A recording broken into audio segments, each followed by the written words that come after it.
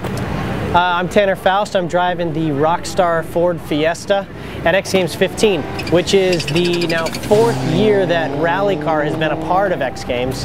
And every single year things have changed a little bit, and this is the case this year as well.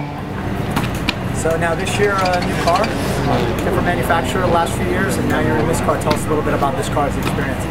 For the past 3 years I've been in a Subaru, and in 2006 it was, we had rally stages, and then we came to the stadium and we raced one car at a time.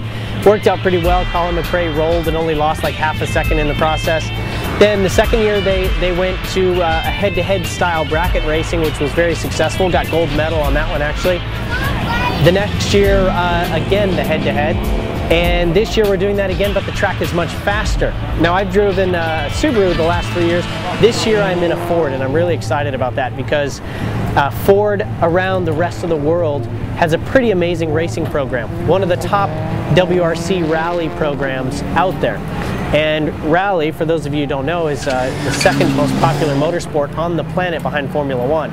And so the technology is unbelievable. The preparation of the cars is incredible. And so to get some of that know-how and bring it over stateside and be able to run these rally cross cars at the X Games it's a huge thrill.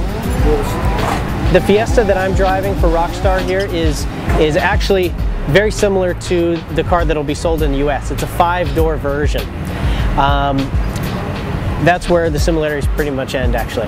The car itself is a hugely developed race car.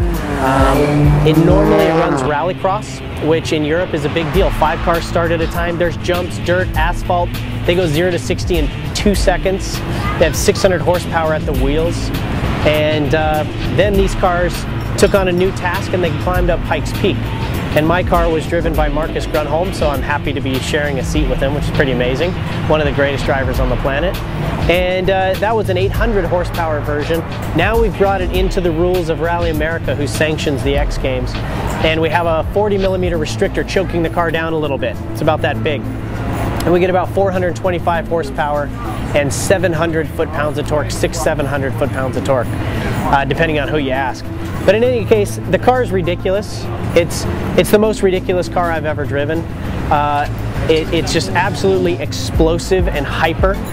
Every time you touch the throttle, it has 2 anti-lag systems that basically when you're off throttle, you have twice as much boost waiting for you as when you're full throttle. So as soon as you touch the throttle, it's everything you ever can imagine power-wise. Smoke comes off the tires and you're absolutely gone. The steering is just ridiculously quick.